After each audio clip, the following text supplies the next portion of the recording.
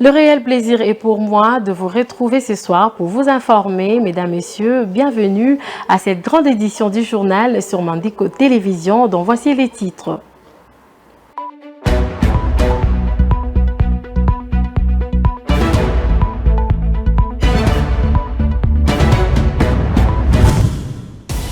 À une semaine des élections générales, le projecteur sont braqués sur le processus électoral en RDC. L'Union africaine a résolu d'envoyer une mission d'observation électorale en RDC pour les élections générales du 20 décembre prochain. 65 observateurs de court terme vont rejoindre le processus électoral ce mercredi 13 décembre au nom de la mission d'observation électorale de l'Union africaine. Le candidat à la présidentielle de décembre 2023, Martin Fayulu Madidi, ne va pas clôturer sa campagne électorale au stade de martyrs de la Pentecôte. D'après une lettre signée par le directeur de cabinet du ministre des Sports et Loisirs, la plus grande infrastructure sportive de la République démocratique du Congo connaît les travaux d'inspection et de la visite du Conseil de l'Union africaine en vue de l'organisation prochaine de Jeux africains en 2027. Plus de 5 millions de personnes sont ciblées par une campagne de vaccination contre le choléra dans les provinces du Nord Kivu, Sud Kivu, du Haut-Katanga et du Tanganyika en République démocratique du Congo. Au Nord Kivu, la conseillère du gouverneur militaire en charge de la santé a procédé au lancement de la campagne de vaccination.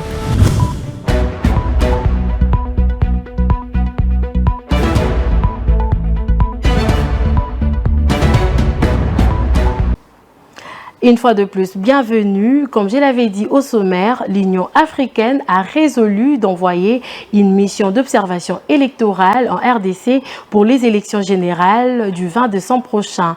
À une semaine de ces rendez-vous fatidiques pour le pays, 65 observateurs de court terme vont rejoindre le processus électoral ce mercredi 13 décembre au nom de la mission d'observation électorale de l'Union africaine. Regardez.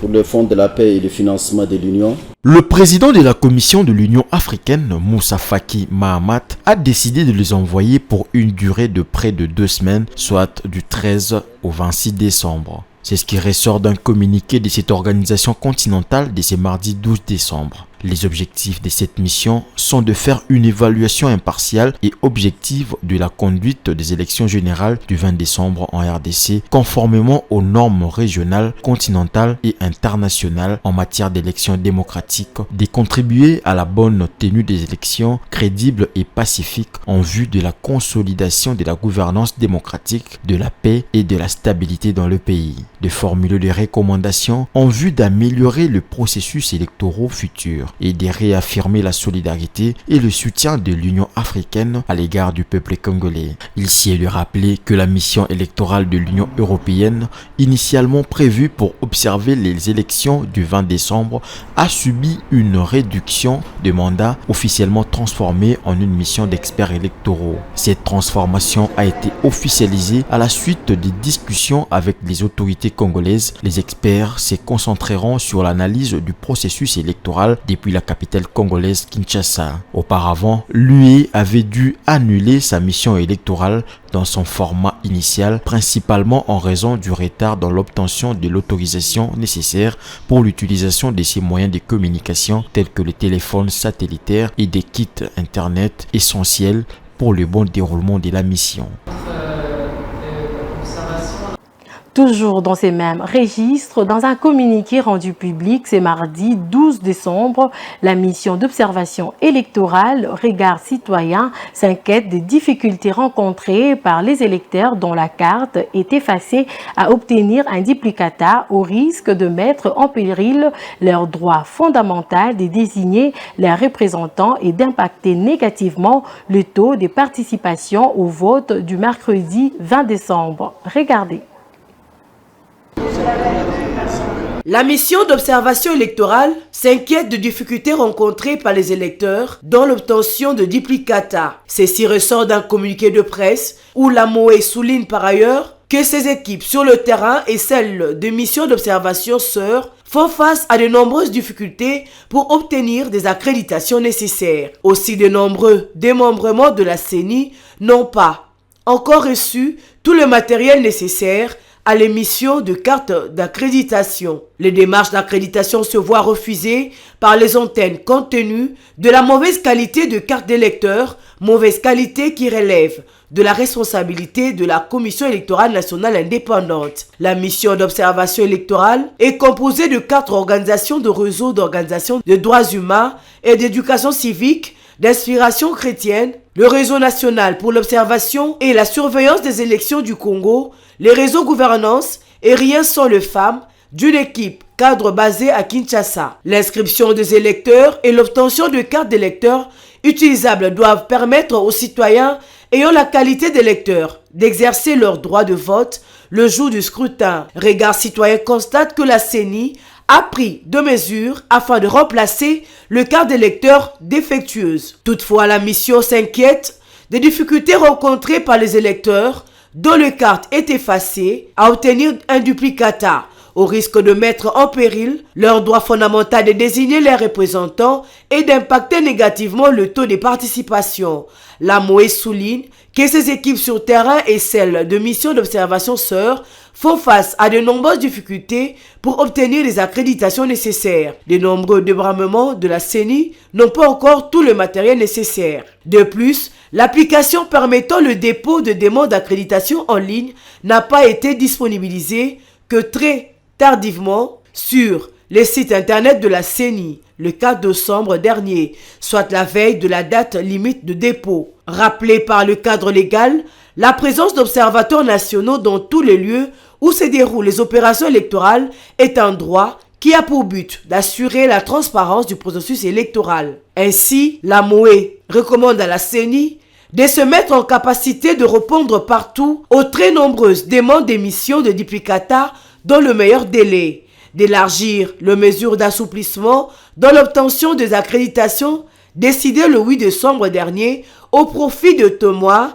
de partis politiques à tous les observateurs citoyens, d'instruire les antennes d'accepter les photocopies des cartes d'électeurs, quel que soit leur état. Félix Tshisekedi Tshilombo, candidat à la présidentielle du 20 décembre 2023 dans l'est du pays, notamment à Mahagi et Butembo, le lundi 11 décembre, a invité la population à lui accorder un second mandat en votant lui, le candidat numéro 20, ainsi que ses fils, membres de l'Union sacrée de la nation. C'était devant la population venue en très grand nombre l'écouter. Rantalou là pour le commentaire.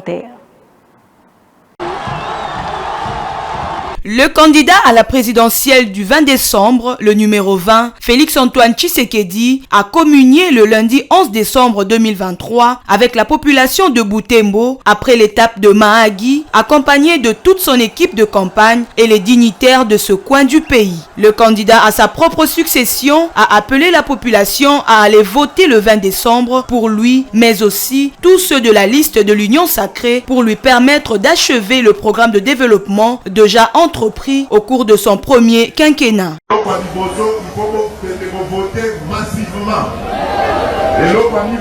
faut poser l'attention à la candidat Oyo ya Monguna.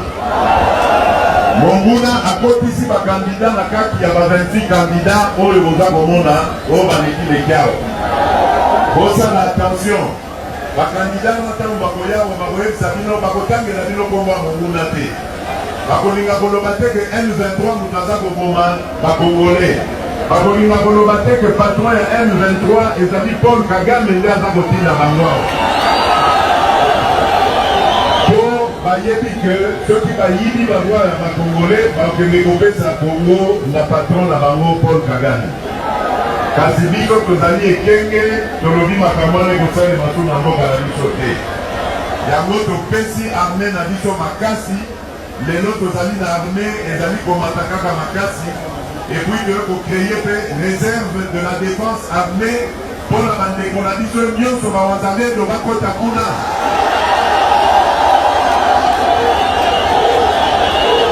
Donc les livres, sur Bakota Kuna, va défendre Moka.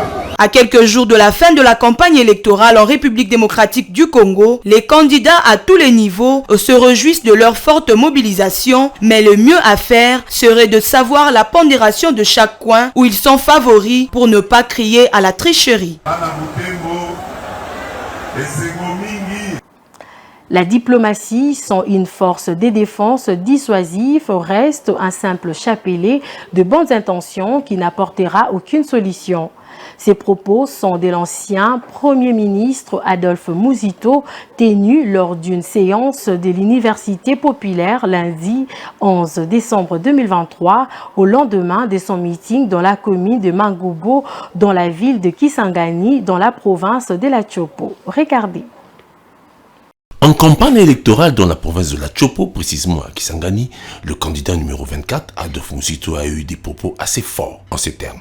Le jour où nous écraserons le petit Rwanda, ses parrains et lui-même seront obligés de venir négocier avec nous directement. Adolphe Muzito a ajouté que pour lui, la solution est très simple. La défense avant la diplomatie. Le candidat numéro 24 estime qu'on peut négocier avec le Rwanda qui est un voisin naturel pour une cohabitation gagnant-gagnant, quitte à exploiter nos minéraux, que ce soit avec nos voisins et ses parrains, la communauté internationale, à nos conditions. Muzito va plus loin en arguant que pour arriver à trouver un consensus diplomatique répondant à nos intérêts, d'abord, il faut monter en puissance du point de vue militaire et économique. Ainsi, le président de Nouvel Élan suggère qu'il faut outiller nos forces de sécurité et de défense. Aussi, comment, s'interroge-t-il, restructurer l'armée sans une économie forte? C'est impossible. Voilà pourquoi il recommande son programme ambitieux de 300 milliards de dollars pour répondre à toutes les préoccupations. Pour renforcer la sécurité, le candidat numéro 24, Adolphe Muzito, revient sur cette exigence personnelle qu'il a soulevée en ce qui concerne la construction d'un mur pour contrôler les va-et-vient et la circulation des minéraux et des marchandises avec le Rwanda. Ce n'est que 60 km à clôturer. Notons que c'est depuis le dimanche dernier que l'ancien Premier ministre, candidat numéro 24 à la présidentielle de décembre 2023, a foulé le sol de la Chopo après avoir clôturé sa campagne électorale dans l'espace Kasaï où il aura passé plus de temps que prévu faute de carburant et de la praticabilité des routes. Doutant sur la tenue des élections, Marie-Josée Ifoku, candidate numéro 9 à la présidentielle du 20 décembre 2023, a proposé un report des élections et une transition de 3 ans pour ceux qui ne participeront pas aux prochaines élections. C'était lors de son passage dans une antenne télé de la place. Plus de détails avec Nancy Kizumina.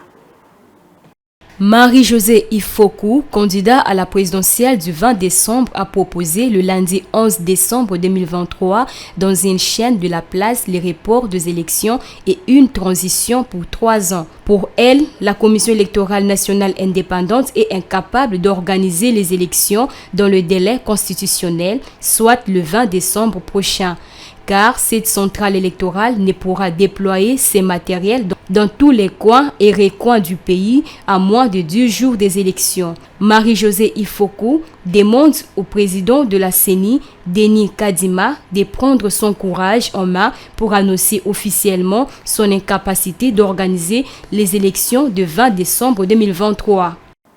La direction des campagnes du candidat numéro 21, Martin Fayoulou, accuse le ministre des Sports, François-Claude Mwana Kabulo, de refuser l'utilisation du stade de Martyrs à Kinshasa par leur candidat pour son meeting de clôture de la campagne électorale le dimanche 17 décembre 2023. Regardez. En campagne dans le Congo profond, le candidat numéro 21 à la présidentielle de décembre 2023 avait prévu de clôturer sa campagne à Kinshasa, précisément au stade des Martyrs. Aux dernières nouvelles, apprend-on, le site des Martyrs ne sera pas disponible pour accueillir l'activité du candidat numéro 21. Dans une lettre adressée au directeur des campagnes de Fayoulou, le gestionnaire du stade des Martyrs a fait savoir que les travaux d'inspection du dit site pour l'organisation des Jeux africains en 2027 sont en cours. Pour Prince Epengue, porte-parole de la Mouka, il est inacceptable que leur candidat soit interdit de faire son meeting aussi longtemps que le candidat du pouvoir, le président sortant, Félix Tshisekedi a tenu son meeting d'ouverture dans la même enceinte. Il n'y avait aucun problème. Sur cette lettre, le ministre des Sports explique que le Conseil de l'Union africaine sera en visite d'inspection du 12 au 19 décembre 2023 pour la candidature de la République démocratique du Congo aux Jeux africains de 2027. D'une rubrique à une autre, le procès Salomon Idi Kalonda, la Cour se prononcera vendredi prochain sur le renvoi du procès à la suite de l'état de santé de l'accusé. Salomon Kalonda est principalement accusé des trahisons d'intelligence présumées avec des officiers rwandais et des complicités avec la rébellion du 1-23.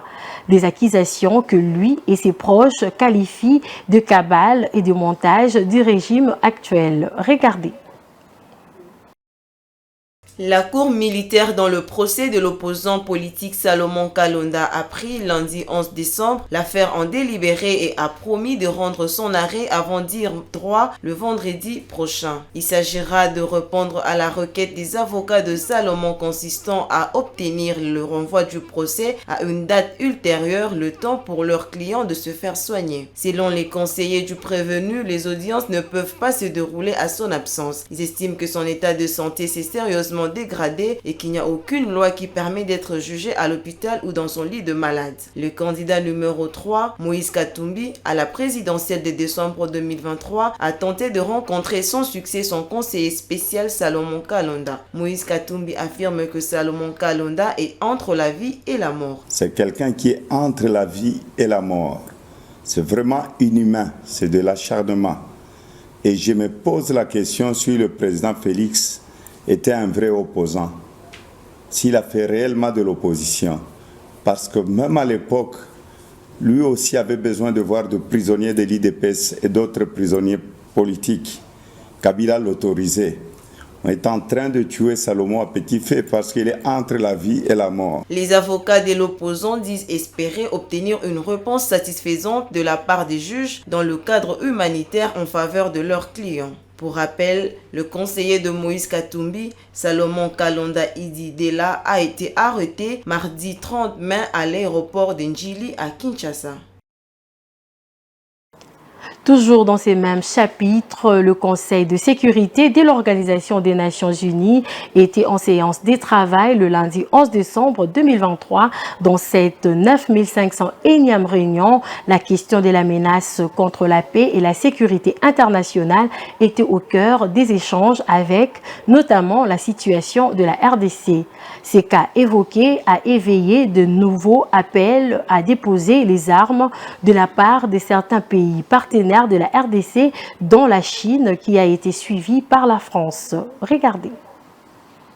Le discours du représentant de la Chine est en fait un vibrant appel lancé au mouvement M23 à cesser dans l'immédiat de s'aimer la terreur à l'est de la RDC. L'argumentaire de la Chine dans cette position est l'impact que cette situation sécuritaire exécrable dans l'est de la RDC devient grave, caractérisée par la poursuite des attaques des groupes armés qui font plusieurs victimes dont de nombreux déplacés, mais impactent aussi la situation sécuritaire de la région. La communauté internationale devrait appuyer le processus de Nairobi et le processus de Luanda et aider le pays à régler les divergences par le dialogue et la consultation. La Chine se félicite de la signature du plan de désengagement entre la RDC et la MONUSCO et du programme de retrait progressif de la MONUSCO. Entre-temps, dans une autre déclaration prononcée au même Conseil de sécurité des Nations Unies, le représentant permanent de la France auprès des Nations Unies a souligné l'impératif pour le Rwanda de cesser son appui au M23.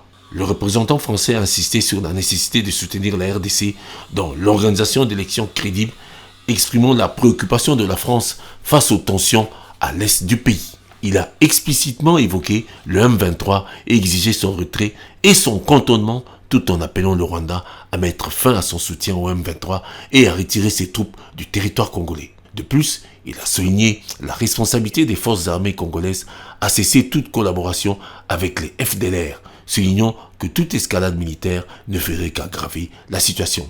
La France a plaidé enfin pour le dialogue et la revitalisation des processus de Luanda et de Nairobi pour une résolution durable de la crise une fois les élections terminées. Célébration le lundi 11 décembre 2023 à Kinshasa du 75e anniversaire de la Déclaration universelle des droits de l'homme. Le ministère des droits humains et les bureaux conjoints des Nations unies aux droits de l'homme ont organisé à ces propos une cérémonie sous les thèmes dignité, liberté et justice pour tous. Cette journée a été célébrée un jour après la date officielle du 10 décembre qui est tombée un dimanche. C'était l'occasion pour les organisations non gouvernementales de droits de l'homme de dresser un bilan de la situation de droits humains en RDC. Retour en images. La Déclaration universelle des droits de l'homme, DUDH, a été adoptée le 10 décembre 1948 par l'Assemblée générale des Nations unies. Elle reprend les droits fondamentaux de l'être humain. Pour célébrer les 75 ans de la DUDH, les ministères des droits humains, en collaboration avec le Bureau conjoint des Nations unies aux droits de l'homme, ont convié plusieurs couches de la population à réfléchir sur le thème dignité, liberté et justice pour tous, ce qui ne peut être garanti que quand la DUDH est prise en compte. La Déclaration universelle des droits de l'homme a été traduite en plus de 500 langues. C'est le document le plus traduit après la Bible. Ça vous donne une idée de ce que c'est que ce document et pourquoi il est si important. Elle a été acceptée par plus de 180 pays à travers le monde qui l'ont mentionné dans leurs constitutions respectives. Même s'il y a encore un long chemin à parcourir par rapport au respect des droits de l'homme à travers le monde. Dans une déclaration, les organisations non gouvernementales de droits de l'homme ont appelé les pouvoirs publics à plus d'efforts pour promouvoir les droits humains en RDC, surtout en cette période électorale. En République démocratique du Congo, nous devons reconnaître qu'il y a des efforts qui ont été fournis pour la promotion et la protection des droits de l'homme. Sur le plan des lois, nous avons plusieurs lois. Nous avons aussi une constitution formidable qui a repris plusieurs dispositions de la Déclaration universelle des droits de l'homme. Par rapport à la situation électorale aujourd'hui, c'est une bonne chose. Nous sommes dans le système démocratique avec des élections périodiques. Et ce qu'on demanderait à la CENI de jouer son indépendance et faire son travail jusqu'au bout. Parmi les dispositions de la DUDH le plus connu figure l'article 1er qui stipule que tous les êtres humains naissent libres et égaux en dignité et en droit. Ils sont doués de raison et de conscience et doivent agir les uns envers les autres dans un esprit de fraternité. 75 ans après l'existence de ce document, du chemin reste à faire pour le faire respecter dans sa totalité, notamment en République démocratique du Congo.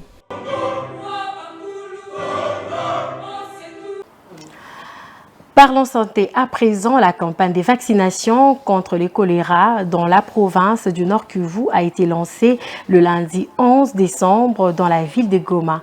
Le Nord Kivu est la première province de la RDC la plus touchée par le choléra. C'est la conseillère du gouverneur militaire en charge de la santé, Priska Luanda, qui a présidé cette cérémonie dans le cas des déplacés de Bulungo au quartier Lac-Vert dans la ville de Goma. Regardez.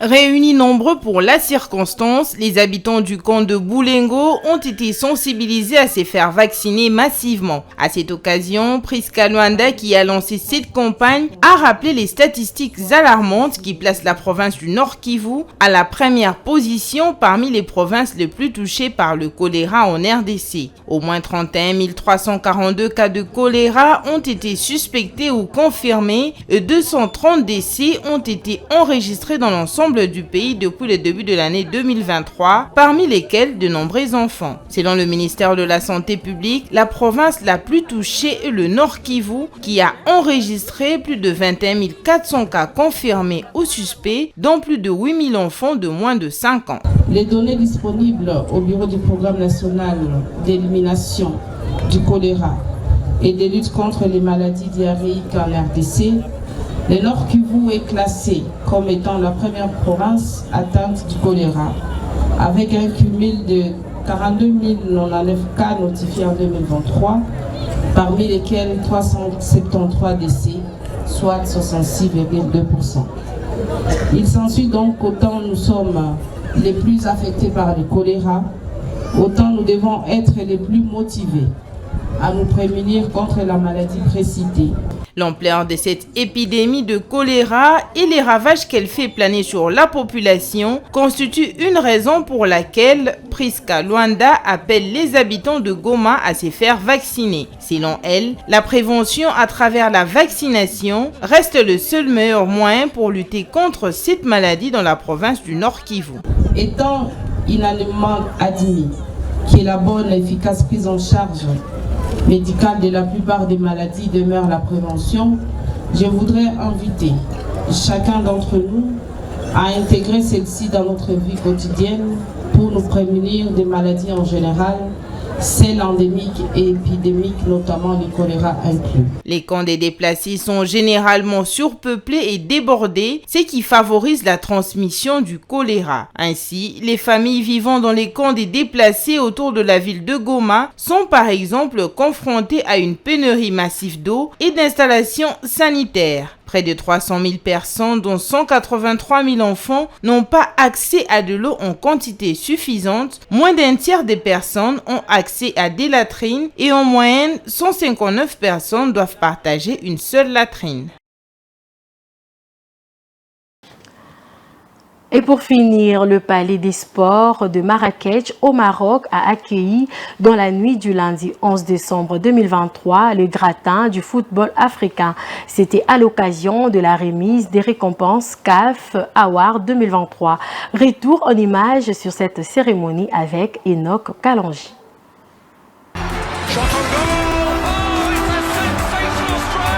Plusieurs stars féminines et masculines du ballon rond africain ont été récompensées pour leur performance au cours de la saison sportive 2022-2023, au cours de laquelle le Nigérian Victor Osimhen a été couronné meilleur joueur africain de la saison, succédant ainsi le Sénégalais Sadio Mané. Cependant, dans la catégorie féminine, la Nigériane Azizat Ashaola est élue meilleure joueuse de l'année pour la deuxième fois consécutive. Le prix du meilleur entraîneur masculin de l'année revient au sélectionneur marocain Walid Regragui.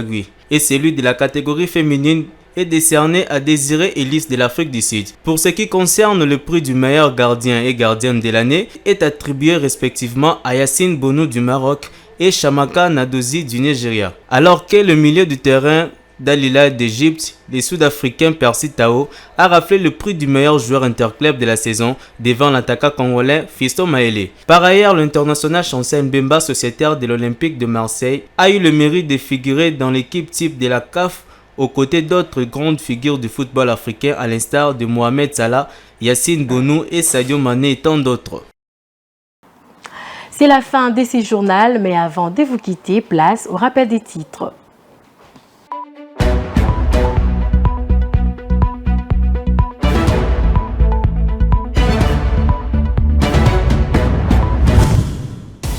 À une semaine des élections générales, le projecteur sont braqués sur le processus électoral en RDC. L'Union africaine a résolu d'envoyer une mission d'observation électorale en RDC pour les élections générales du 20 décembre prochain. 65 observateurs de court terme vont rejoindre le processus électoral ce mercredi 13 décembre au nom de la mission d'observation électorale de l'Union africaine. Le candidat à la présidentielle de décembre 2023, Martin Fayoulou Madidi, ne va pas clôturer sa campagne électorale au stade de martyrs de la Pentecôte. D'après une lettre signée par le directeur de cabinet du ministre des Sports et Loisirs, la plus grande infrastructure sportive de la République démocratique du Congo connaît les travaux d'inspection et de la visite du Conseil de l'Union africaine en vue de l'organisation prochaine de Jeux africains en 2027. Plus de 5 millions de personnes sont ciblées par une campagne de vaccination contre le choléra dans les provinces du Nord Kivu, Sud Kivu, du Haut-Katanga et du Tanganyika en République démocratique du Congo.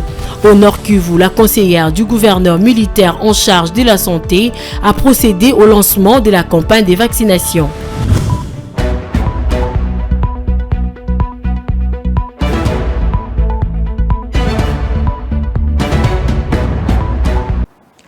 C'en est fini pour ce soir. Merci de nous avoir suivis. Bonne suite de programme chez vous. Bonsoir.